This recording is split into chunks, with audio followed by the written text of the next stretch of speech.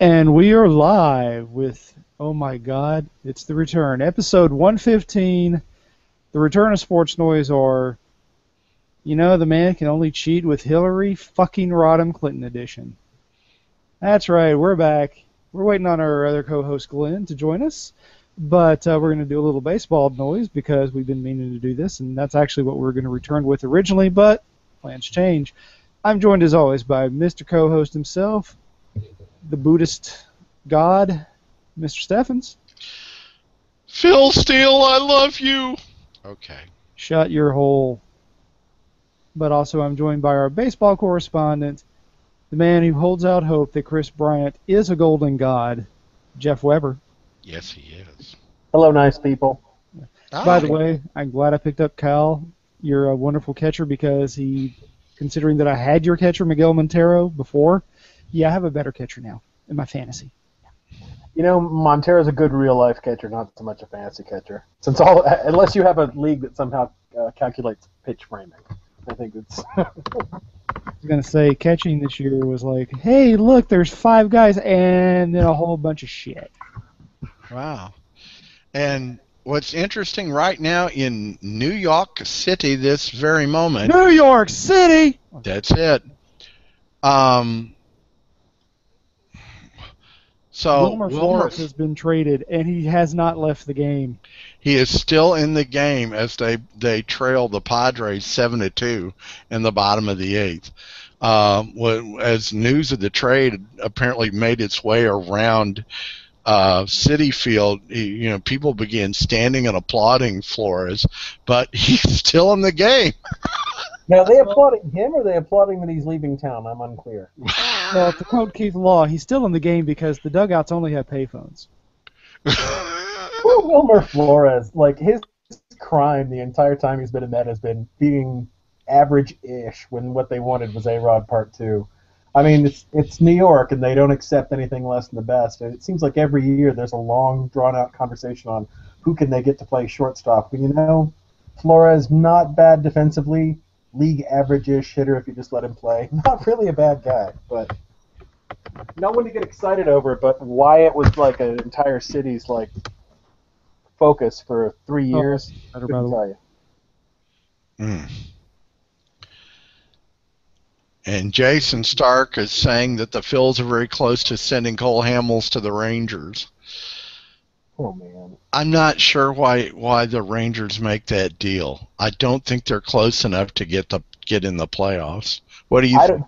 What I've heard is they actually aren't even trying to get into the playoffs. They're trying to take advantage of the glutted pitching market to pick up somebody they'll control for a few seasons who they can pair with Darvish next year. And I think another part of it is that they don't actually like Chichi Gonzalez in Texas.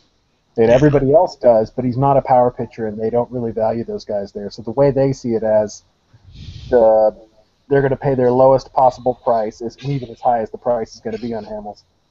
Plus, the centerpiece of the deal is going to be somebody they aren't that high on anyway. So to me, I can sort of see it. I mean, no, they're definitely not in it this year, but I don't think that's why they're doing it. So. Yeah. I won't make a bad golf joke here. The other thing is anybody who listens to ESPN with Buster Olney has been hammering the point that the reason why you want to get Hamels is because you've got him for the next 3 to 4 years at $23 per. The other guys coming out, there's going to be, like you said, Jeff, there's a glut of good pitchers this year. Yeah, and Price is going to get $30 million a year. I mean, he is. Who's going to give him that? They're probably going to get. There are going to be a couple of people willing to get L.A. for one. I think L.A. Let's get them and lets Greinke go.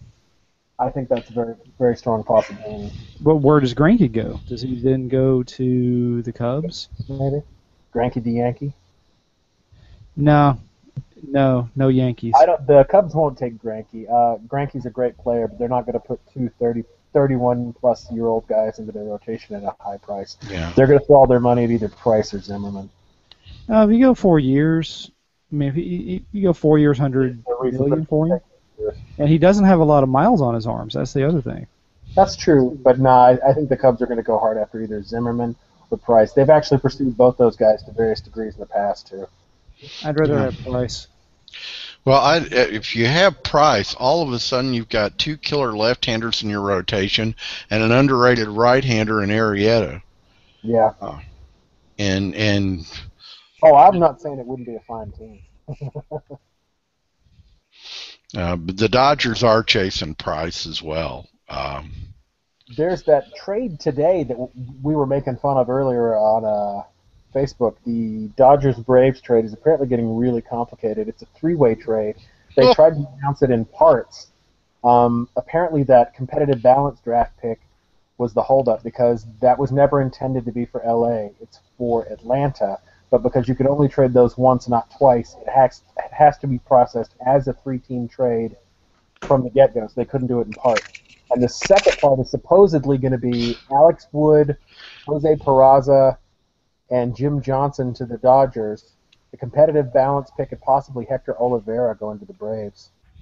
But then the funny part is supposedly the Dodgers, I think it's is it Bowman on MLB.com, is that his name? Is saying Yeah, Mark Bowman. They just want to flip Alex Wood in a deal for David Price. So honestly, it's like triple play baseball here. We got some crazy trades happening. Like I said, it's going to be crazy until 3 o'clock. 4 Eastern, 3 Central, yeah. Yeah, 3 Central on Friday afternoon.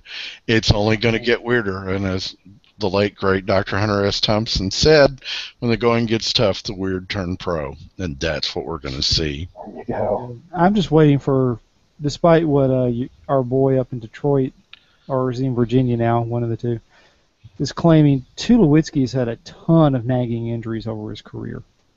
Yeah. Yeah. You know, I love that move for the Rockies, man. Yeah.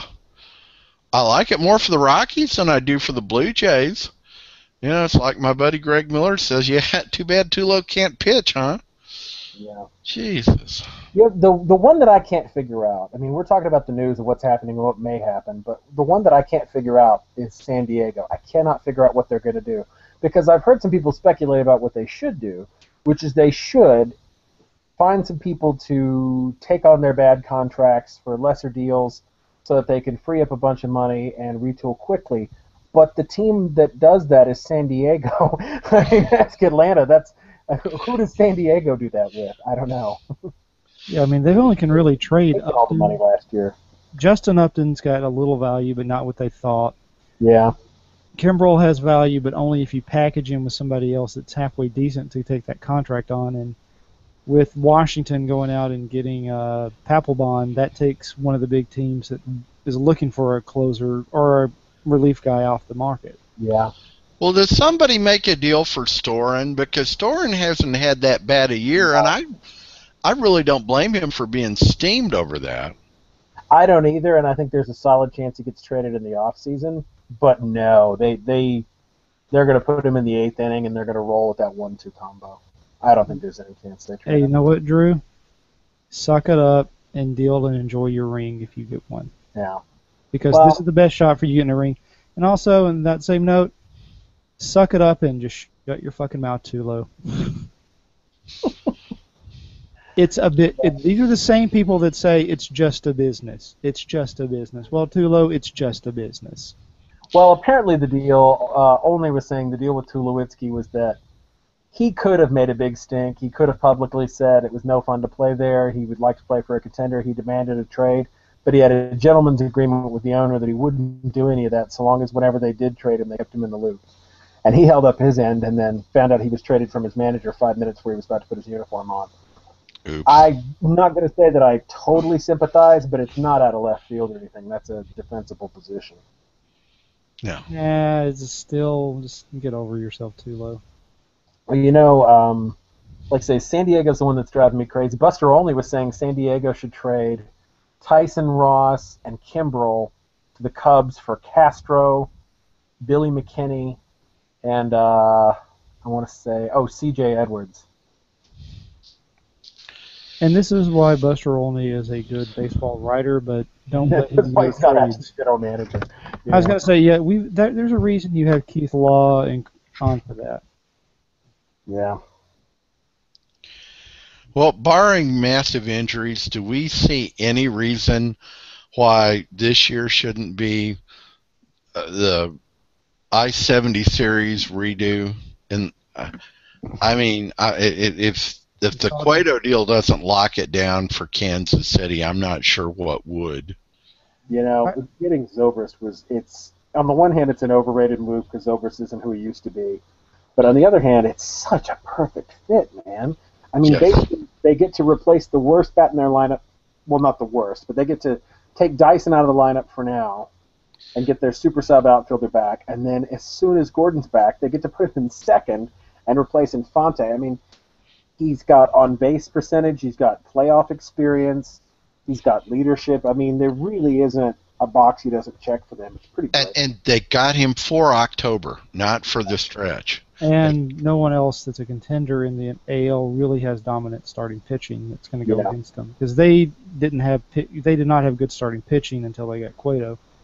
But when you're saying that about the I-70 side, the Cardinals are starting to fade a little, because I mean those pitchers are starting to get a little bit of miles on them, and that lineup needs another hit. Zeliak, but you know it wouldn't surprise me to see him pull a rabbit out of his hat either. That's a guy. Almost no one is talking about what the Cardinals might do, and I think that's a mistake. They're a team that always manages to pull off something. Well, and I'm just looking here and seeing Matt Holliday left the game tonight with a quad strain, and he just came back from injury. That's okay, as long as that means Matt Carpenter gets more RBI opportunities. It's a shame. It's a shame the Reds don't like to deal with in the division, because Jay Bruce to the Cardinals would make a lot of sense. They could put Hayward in the Yeah. Oh, yeah. Oh, here we go. Apparently, San Diego radio is reporting that the Cubs are trying to outdeal Houston for Tyson Ross.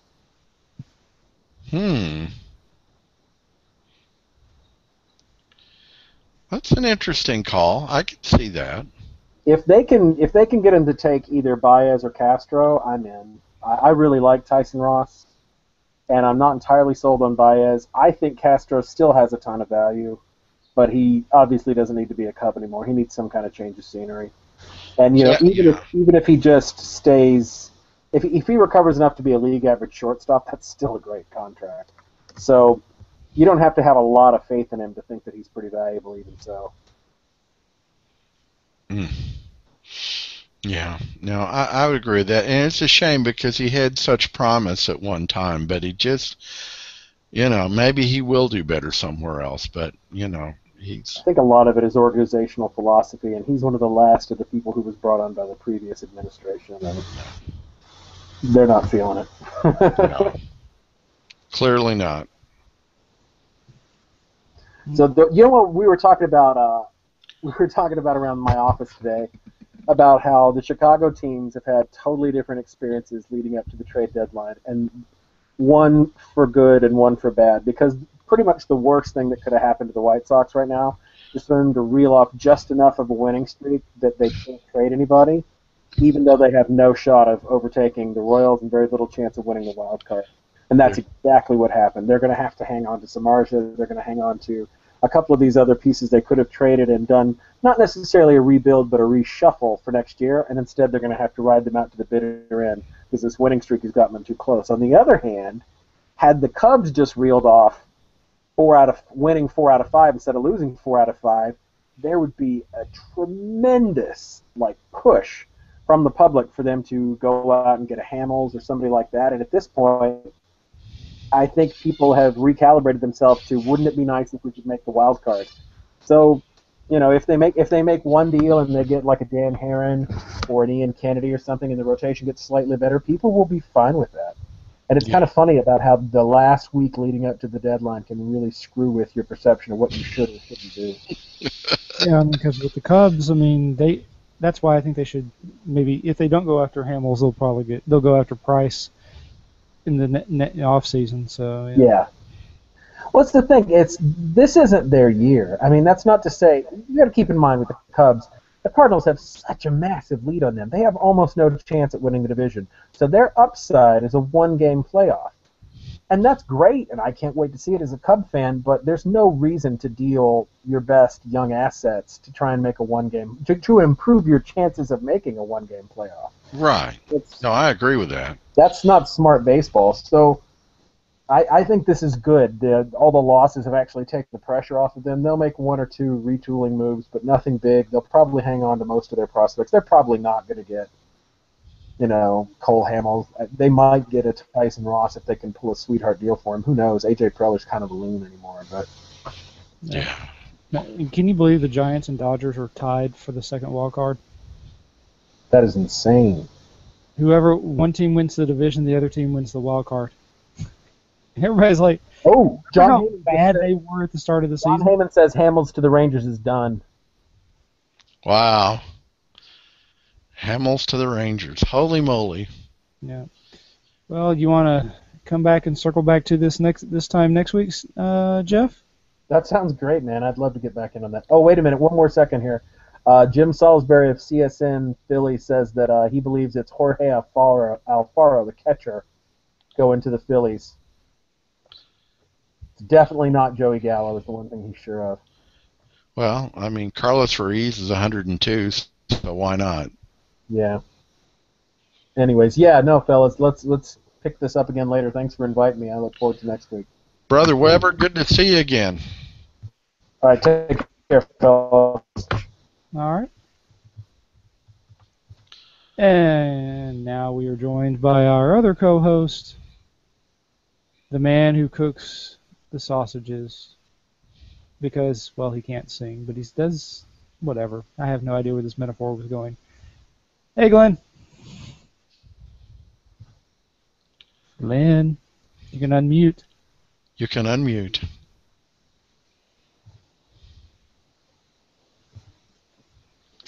Oh Live my. radio, gotta love it. Yes, indeed. Yes. Mm. Yeah. All right, let's see. What was the first other topic? Well, we did the baseball stuff. So which side do we want to go with the ESPN shakeups first? We can do that. I've got it pulled up as soon as our friend joins us. Now, of course, a big site I always do is Awful Announcing, just because Yes. usually got the best coverage. And another good one to always do is if you don't follow James Miller on Twitter, you're an idiot. Oh, I do. He's very good. The problem is you've actually got to search for him because he tweets so randomly. Yeah. He usually is up to date on the worldwide leader. Oh yeah.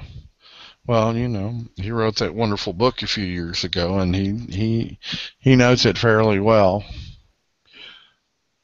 And it's just when you realize how the shape of sports television is going to be changing. What was it that the people at ESPN said that they are entertaining the prospect of going direct to people who aren't on cable but doing direct streaming, such as like an HBO Go. Yeah, HBO Go now is also partnering with Sling Media as one of their plugins, and Yeah. if you notice, Showtime is now partnering with Hulu. Yes. And it just makes sense. As people cut the cord, and ESPN has to rethink their business model since so much of their model comes from subscriber fees. That's why I think you're seeing a lot of the cuts. I think it's also just they want to rebrand and redo some stuff because, I mean, yeah, they're saving 20 million? No, 15, but they just gave a few guys who can do more than one thing raises. Well, one of the things. Coward, I think, it was time for Coward to go because they've tried to give him other stuff and it's never been successful. Well, the only other thing that he did that was remotely successful was Sports Nation, and that was because of Michelle Beadle. That was because of both of them, yeah. But they were a good team on there, and after Beadle left, no one that worked with him did seem to mesh. It's because she would deflate his massive ego. Yeah. Now, Now that Collins football show is god awful. I don't know if you ever watched it. No, I couldn't. I just, he always fancied himself as a football guy, but other than a hero worship of the Patriots and maybe Nick Saban, I'm just not sure why he thought he knew that.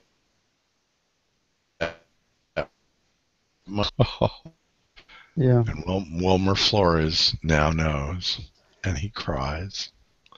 He lost me about 9 years ago, I guess, or maybe even 8 or 7. He was talking about why he stopped run. He used to be a runner, and he stopped doing that to become a lift weights.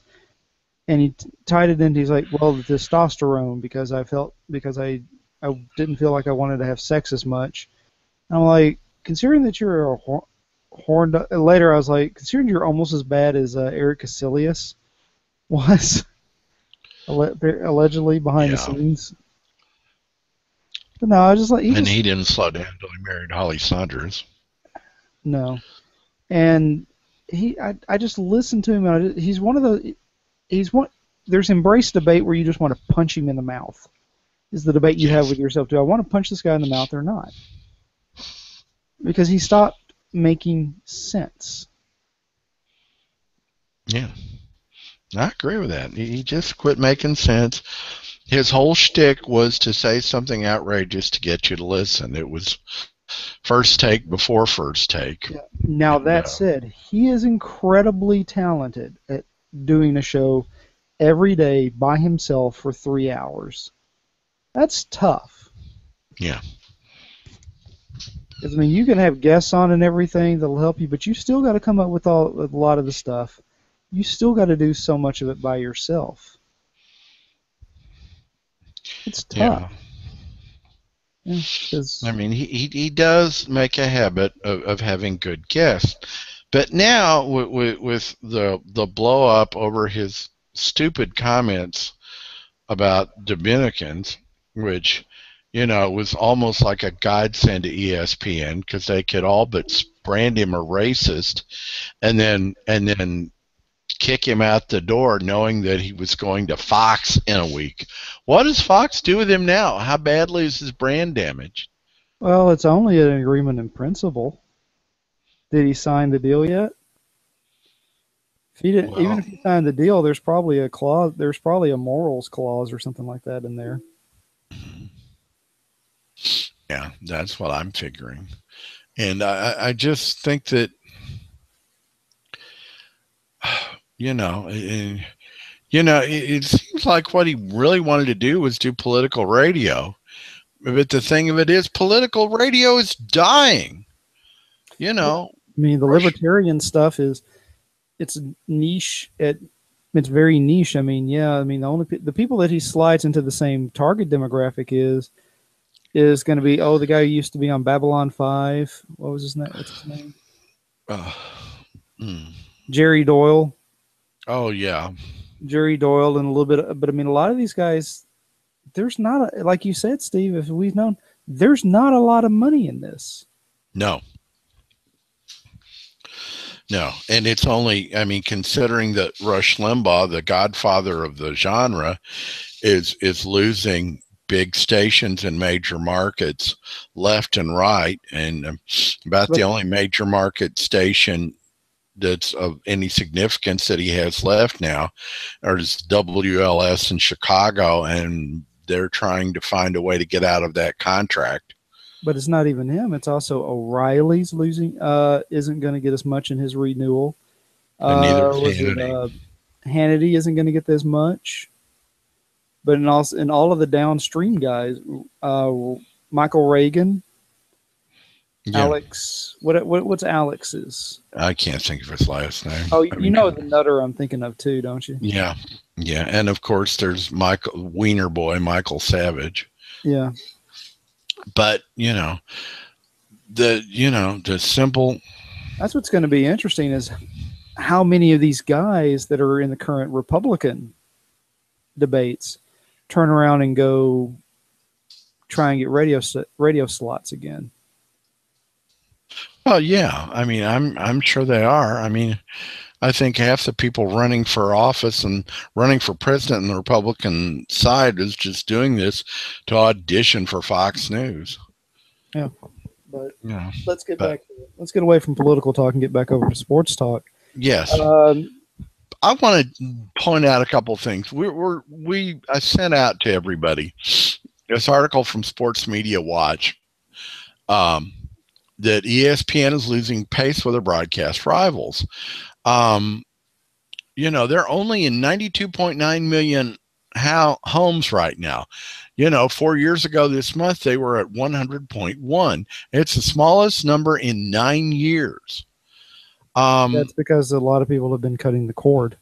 Absolutely, because millennials don't. I mean, but here's the other thing is that I wonder how that's going to change. I know what you're going to say, Steve. This is a question I want you to ponder. How much is it going to change because I think Sling has like 250,000 subscribers, if that. I actually don't know if it's that high. But when you start seeing things like that kick in, what are the numbers going to go up? And if they do offer a standalone service, the thing to remember is that for a lot of people, they may look and go, well, I can do ESPN standalone, but is it worth it to me financially? Because that's going to be a bandwidth hog, especially in the HD version. And if you're on Time Warner or Comcast, Charter in some areas, you've got caps. Yes. Yeah. Mm-hmm. That's the only reason I've never left AT&T is because I don't have a cap. That's one of the reasons I switched to AT&T from Comcast. It was cheaper and there's no caps. Yeah, unless you get their near highest end, it's not that great in speed at times. You can't stream multiple things, but so. Yeah, I only stream one thing at a time anyway. That's just, I stream 2 or 3, so. Yeah. But that's the problem, and that's why their high-priced talent, is not being renewed.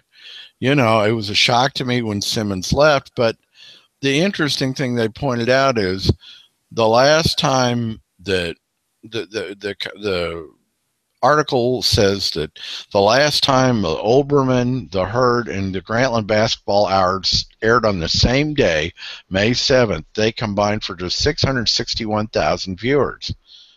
Well, that's it may be big for cable, but it's not big in the grander picture of things. Oh, don't forget the Grantland basketball hour. That was a rebroadcast. That was a rebroadcast, if at all, because that was just on. Remember, that was pretty much a web only for the longest time. Yeah, I know. And they've always talked about how Coward bitched because he was on ESPNU for his, and I don't even get ESPNU on my streaming. And yeah, it's still I can understand why they said that a bit. I mean, the only one that's an actual loss is going to be losing Simmons to me, because Coward, every time they tried to give him something else, it failed miserably. Have you noticed that about all of their morning radio show guys? From the last 10 years, actually, of all the radio guys, other than maybe Tony, outside of TK, none of them have been successes. Okay, Van Pelt. Van Pelt was an anchor before he became radio. Yeah. Yeah. Well, I mean, the two things that ESPN has going for them, above all else, is SportsCenter and televised sporting events. Those are the big things that matter. And if you're not involved with one of those, you're not that big in terms of ratings. Of course, maybe NFL Countdown on Sunday mornings, but that's about it.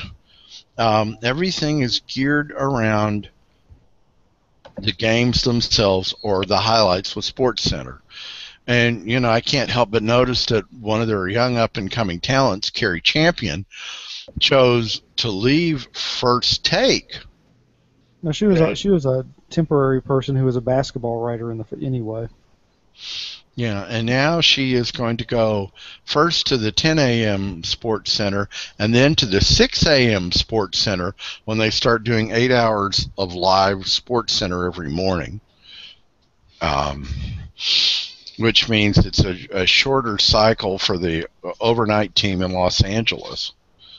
And then when you factor in the new show coming in from Van Pelt, I wonder how long they're going to continue to do the overnight LA show, and whether they decide to bring back Everett and Harris from Los Angeles. I think it just means that they're going to probably do some offloading of stuff, more offloading to ESPN News. Yeah. And ESPNU. That would make sense. What do you think, Glenn? Can you hear me? Hello, hello, hello. Yes, we can hear you. Hey, welcome. Yeah. So, the shakeup at ESPN, is that what we're talking about? Yeah. Well, it just seems like the ESPN is spending so much money to get the rights to things. Well, yeah, that's where the money is. I mean, that's how you have programming. That's how you make money. Oh, I understand that. I'm just talking about it takes money to make money, but they are spending a lot of money on rights to things right now. Well, I mean, they do that because that's the one live sporting events is the one thing that people don't DVR. I mean, my wife convinced me of the error of my ways. I used to watch everything live, and unless it's a sporting event, we tape it and then watch it and zap through the commercials. And you can't do that on a live sporting event, and that's why the rights have become so important, and that's why they've been able to maintain superiority over the repeated attempts by Fox and then later by CBS and NBC to establish their own cable sports channels. Well, and that's the one thing swinging back to what you were talking about, Cowherd, is they were talking about that this morning. It's like, it's amazing the people, Dan Patrick's kind of the exception, but most of the people that have left ESPN, when you don't have the vast marketing power of ESPN promoting your stuff, it's a lot tougher world out there. Oh, yeah. And Patrick was really helped by the fact that he went to NBC. Well, and that's what they were talking about. It's like he was kind of the exception, but a lot of people that have left have not done well. No. I mean, well, Beadle. Look at Beadle when she left the Worldwide Leader. She went to NBC, but wasn't on any of their sports stuff that I could see other than NBC Sports Network, the cable. And it was like she had died and no one knew where she was. Well, lo and behold, she comes back to ESPN, and it's like she never left. The Worldwide Leader provides a lot of support. Now, Brian Kenny, but he's more of a specialized case. He left ESPN and he went to MLB Network, and he's done just fine. And that's a real niche thing, though. Like, yeah, that's right. Other ones like Eisen at the NFL Network. But again, those are niche situations. Well, Eisen, I think, is the one that's taken off all on his own for the most part, because he didn't have a brand, and then he established a brand on NFL Network. Patrick just continued his own brand and his own show when he left. You could also, yeah, that's about it. Yeah, but it seemed like Patrick had already moved into his show is more of almost like a drive time show that talks about sports. Yeah. Yeah.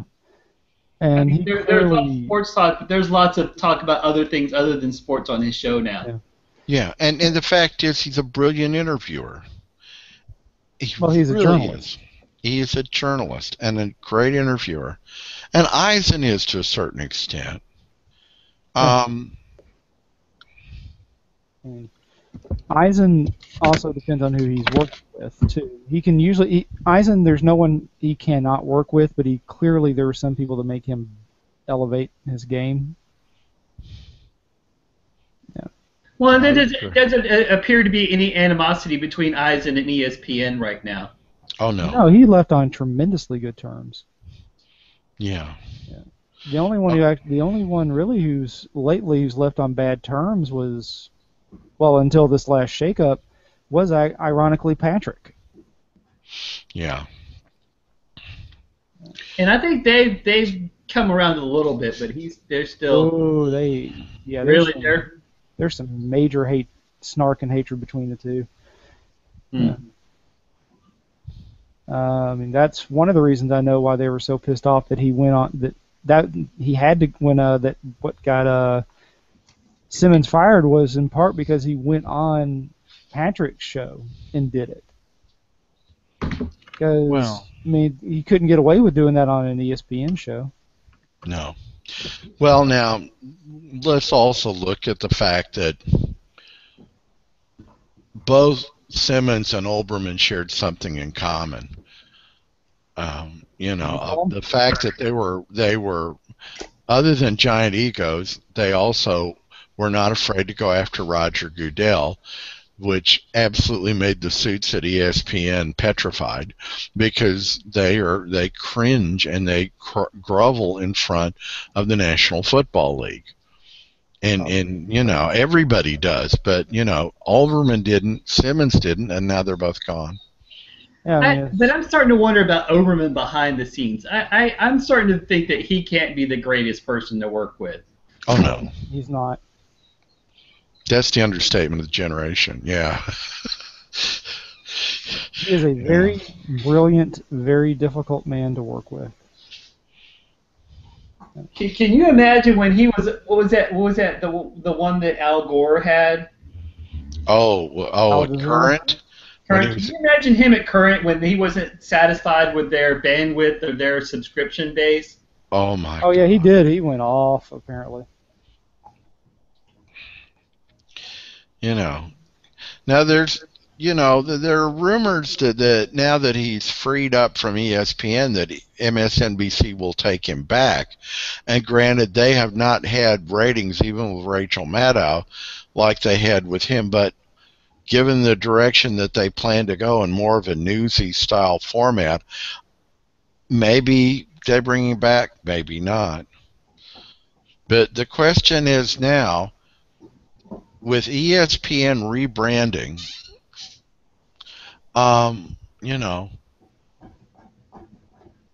what does this mean for ABC Sports?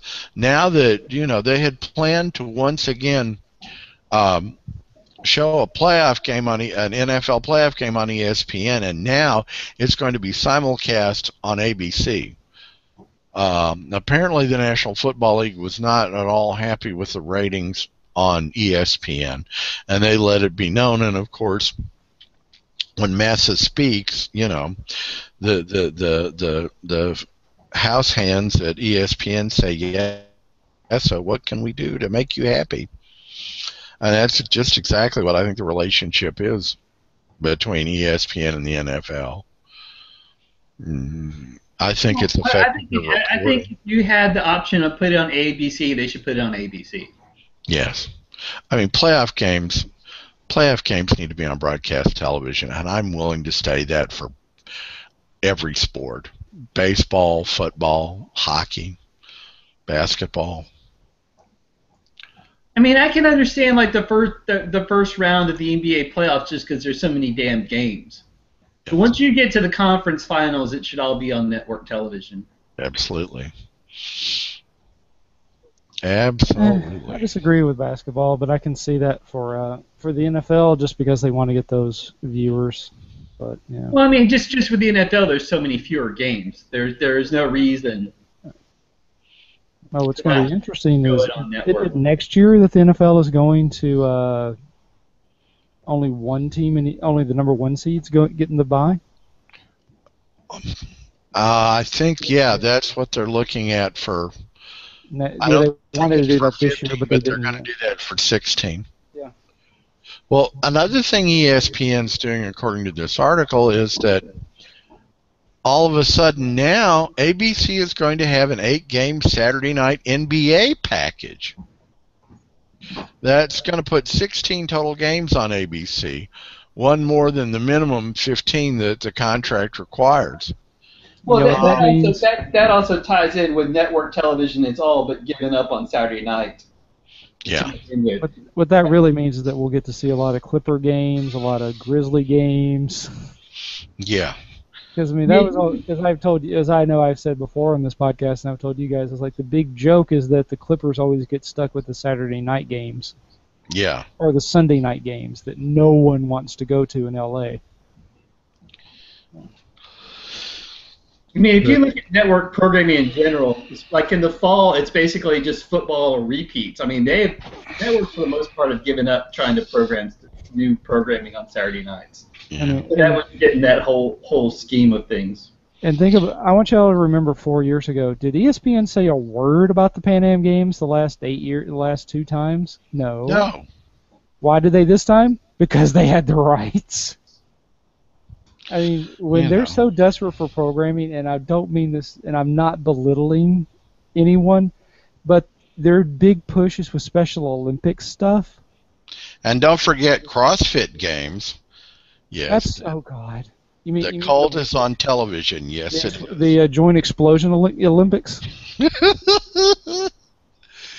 I've got a coworker at one of our stores who's a bodybuilder, and her and I were just snarking all over CrossFit people today. And there's a CrossFitter came in, and we were just like, "So how are your joints? Just is your shoulder still attached?" That thing's those CrossFit people. That's a cult. Yes, it is. In theory, it works. It's perfect. I mean, the explosion stuff, it's perfect. I mean, it makes complete sense, and it is correct. The problem is they don't learn this term called overdoing it. Yeah. Just because you can do 15 reps doesn't mean you should do 15 reps, because you know what? Those last 5, you got terrible form, and I think your shoulder just blew up. Well, also, I think that's the downside of that group thing, because it seems like they all kind of push themselves to go harder. Yeah. Yeah. I asked one person that used to play that I was like, so have you ever heard the name Tom Browning? Oh God. Or Have Dave Dravecki, yeah. Yeah. Have you ever seen the Tom Browning arm break, Glenn? Is that where his arm flops around like a fish in the bottom of a boat? Pretty much, yeah. Yeah. It's I think horrible. that's not to Dave watch. Dravecki. I think that's the No, one. it was both of them, but Tom Browning's was in the middle of a pitch. I mean, you just literally just see his arm just go in the middle of his left arm, of his forearm, about right below. Yeah, I see that in my mind's eye, and it still gives me the heebie-jeebies. Yeah, I mean that's almost as bad as the Napoleon McCallum football injury. There's one injury I can't ever watch, and that's the Sid Vicious leg break. Oh no. Or the Wendell Davis football injury. You know, I have tried for years to find a radio call of that, and I cannot find it. I've reached out to the Chicago and to the Philadelphia radio stations, going, dude, I just need this game just for that call, just so or video of it, just because. Oh man, that's he's wide open. Oh, ooh, He blew out both knees at the same time. Oh, 3 It was- ligaments at one time in both knees. Yeah. And it's just like he went down like he'd been shot. It was horrible. I know. I think we talk about it at least once every few months because Yeah. it's fun to talk about. Yes, indeed. Of course, didn't I also call, who was it? I called, was it Chris Medlin, arm fall off boy earlier today? Yes, you did. Yeah. But let's move on from the worldwide leader because, I mean, we're talking about how they've, I will say this, you can tell they've really got people they believe in at the leader because, especially on their radio side, because certain guys have stuck around, like Storano. Isn't that the guy? The guy who had who used to be with Stink with Sedano. Yeah, but they've gotten other people they've kept around on solo trips, like Rosilio's now on a solo trip, all that. Freddie Coleman. Freddie Coleman. Who gets the 9 a.m. slot? I've heard him bringing in Water. Well, they seem to have the same guy that do the basketball play-by-play and the baseball play-by-play. They seem those guys seem to be the same, stay the same. Yeah. The only reason this is going to be funny, the main reason I think they may give it to my boy Bomani is if you listen to. I know you guys don't listen to Bomani's radio show, and I know you don't listen to the podcast version, but ever since Friday, he has had his producer chime in and work with him and be the kind of the person he's playing off of. The first 6 weeks of the show, 8 weeks, wasn't happening. Well, I mean, Babani Jones is exceptionally good. You know, if they could team him with Lebitard for that 9 to 12 central slot, I think they would be in great shape. The other thing, about that, what is Dan's? Because Dan's show now it's on ESPN Radio in Miami, but it's distributed through I think TV wise. I think it's on Fusion TV. Yes. Yeah, and let's be honest, Stugotz ain't gonna play on a national show. No. I love Stugotz, but he can be a little off-putting. Well, yeah, kind of. Yeah. Yeah. All right, let's move on to topic number 2. The title of the episode. It's football time. You can smell it. It's getting close. Phil Steele, he's gone. Shut your hole, you filthy whore. Now, one of the few upsides of us not being around over during the run up for the college football season is we did get to miss the crying and the weeping and gnashing of teeth coming from a certain house a few miles to the east of me. Glenn? Yes. East or west? West. Yeah. He's about 3 miles to the west of me. Yes. I could tell you that 3.2, I believe. Yeah. You mean the Ohio State debacle? Yep. Yeah. I tell you what. Remove the fact that Ohio State beat Alabama. That has to be one of the more unlikely runs you're ever going to see. I mean, that's up there with the Giants winning the Super Bowl. I mean, you had that kid that had never started before. He beat the crap out of Wisconsin, beat Alabama, and then beat Oregon. I mean, that was not supposed to happen other than Urban Meyer did a masterful job of saying, hey, no one thinks you can win these games. Well, what a year for Ohio State, though. I mean, their Heisman Trophy candidate, Braxton Miller, gets injured and can't play. So then they bring in Barrett, and Barrett has an almost Heisman-like season, and then he gets hurt, and they have to bring in Jones.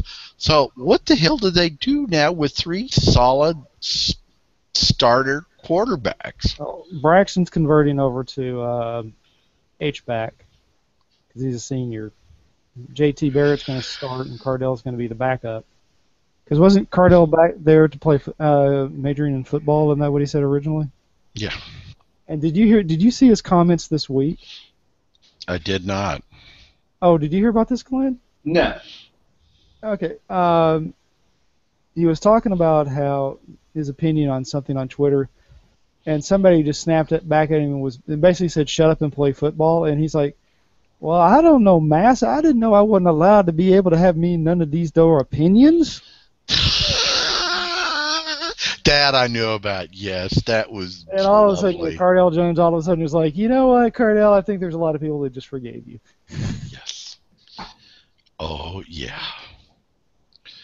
I mean, no, I do think it was a fluke, but if anybody has given Nick Saban trouble over the years, it's been Urban Meyer and his teams. You can go back to Nick's first bowl game at Alabama. Wasn't Urban still at Utah, Glenn, when Utah beat them? Alabama, I think Urban was still there. Yeah. And Urban gave him fits at Florida. And then last year, I mean, just, and Nick Saban. I think Ohio State has set themselves up now for a nice 2 or 3 year run. The one thing you would have to be concerned about if you're pulling for Ohio State, though, is you need the Big Ten to be a little bit better. Yeah, you do. And certainly those lovely camps that Jim Harbaugh and Meyer set up down in the South will help them get better players, I would think. For some reason, Nick wasn't thrilled about those. But, if Harbaugh can recruit in the South, and we know Meyer can, and if Iowa finally dismisses Ferentz and hires somebody that knows how to recruit, everybody in the Big Ten needs to learn to be able to recruit in the South. But see, I was just looking at the Ohio State schedule, and they've got a cake schedule through the first half, and most of their tougher games are towards the end of the season. Yeah. If the Big Ten is not very good, and you lose one of those late season games, that puts you in a difficult position. Yeah. Well, I mean, it would not surprise me, and my friend and worshiper of the Big Ten, Mr. Greg Miller, says he can see Ohio State going into the Michigan game 11-0, only to have Michigan beat them, just like 1969 when the same thing happened. And that would just, Ohio State would go to a New Year's Day bowl, but they wouldn't get to playoffs. I could see that happening too, depending upon how well Harbaugh is able to get people jacked up this year. I don't think that I don't see that scenario happening this year, but I think next year that could definitely happen. Mm-hmm. Yeah.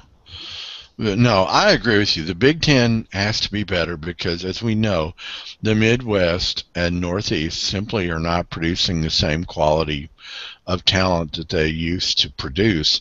And, if you're not in the Sun Belt, essentially from coast to coast, then, you're not going to get the best possible players. Everybody has to recruit nationally now in order to have any hope of making the playoffs. Well, right now you have 5 conferences playing for 4 spots, and I think in most years you're going to have the SEC and Pac-12 getting 2 of the spots, and then you've got the Big 12, Big 10, and ACC fighting for the last 2 spots. And, right. Well, and with the Big 12, it seems like going back to the playoff and the BCS, it seems like that the Big 12 was all right on the verge of making these games, and then they had that inexplicable loss late in the season that would knock their teams out of it. You can't convince me that if the Big 12 really did have 12 schools and you'd had a TCU Baylor championship game, that one of those teams would have gotten in. They're in a position where if they want to make sure that they are a regular member of the playoffs, they have to expand by 2 more schools.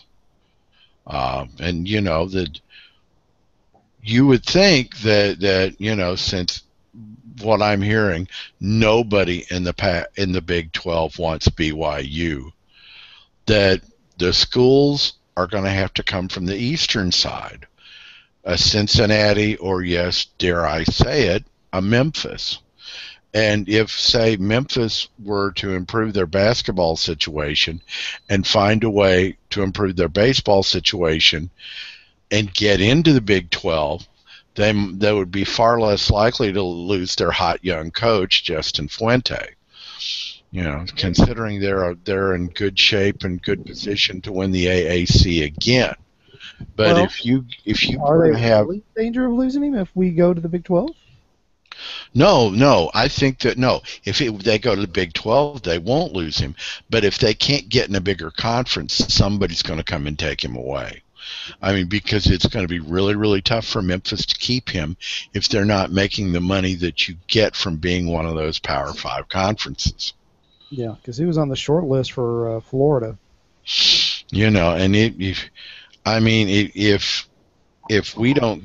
Memphis doesn't get into the Big 12, and say, Bob Stoops decides to retire at Oklahoma, hello. I mean, how would you, as Justin Fuente, say no to Oklahoma? You wouldn't. Well, I think if you're the Big 12, Houston is an obvious choice just because of the geography. But if you go out of the geography, then you start getting into Houston, Cincinnati, or maybe even Central Florida, if they want to get into that market. Yeah.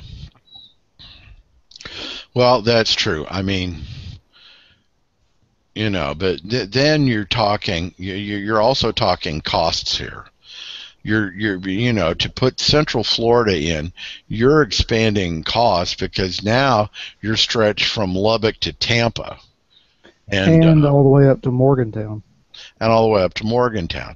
Now with say Memphis and Cincinnati, so you've got an eastern or northern. You could keep Big 12 North and South, and your northern division would be Memphis, Cincinnati, West Virginia, Iowa State, and the 2 Kansas schools.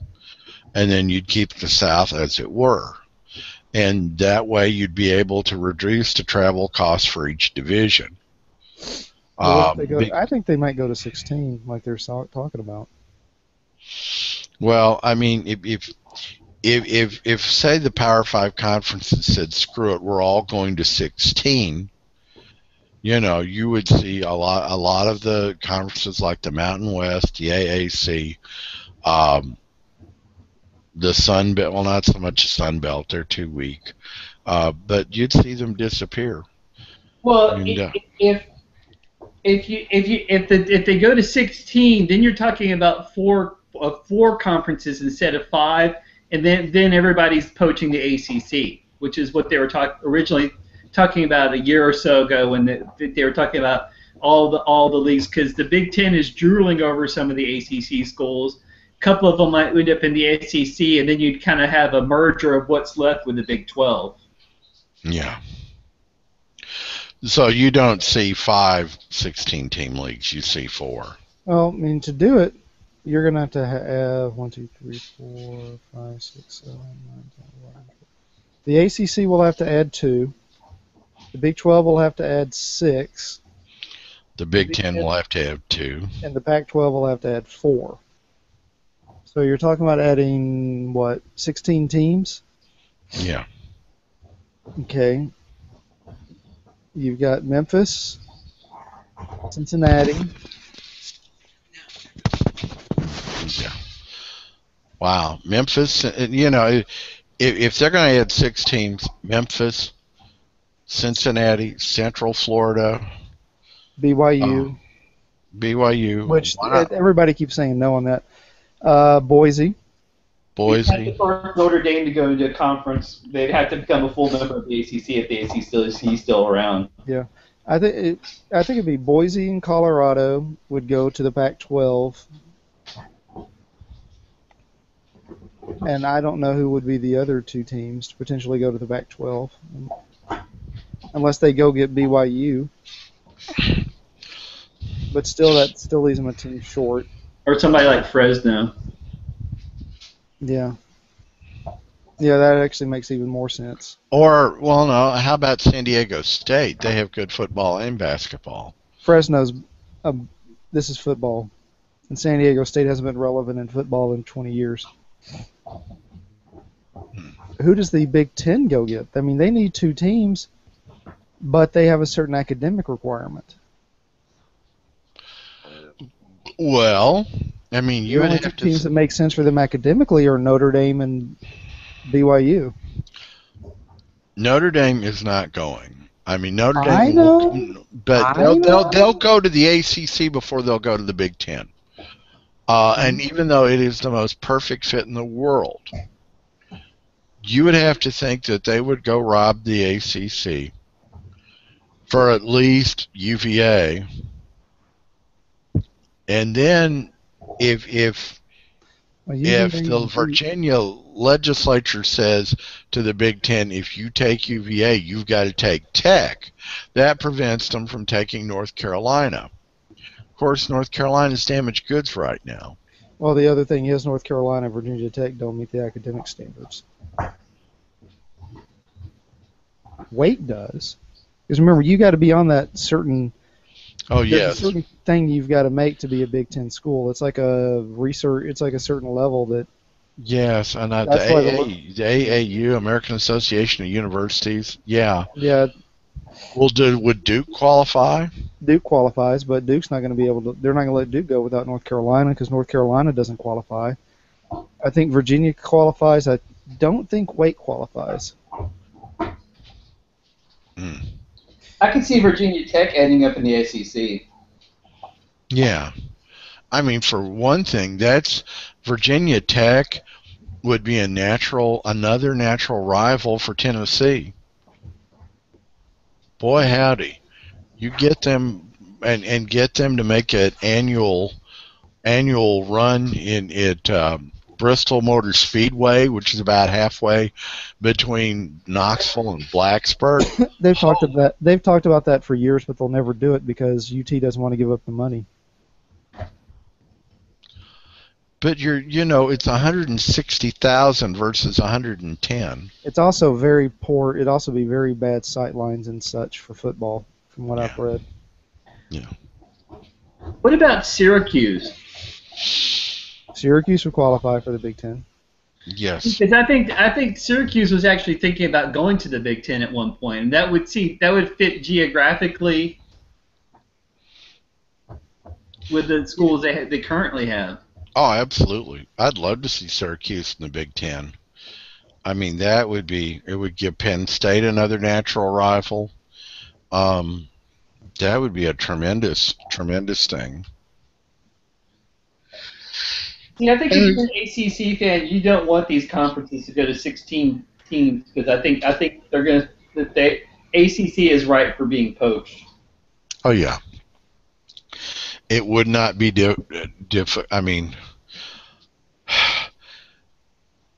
so if the SEC has to add 2 more teams, you figure Virginia Tech, and they might go for North Carolina because, it's not like they have academic requirements in the SEC. But anyway. Seems like I heard the Big 12 was eyeing Florida State when everybody was in expansion mode. Well, I could see that.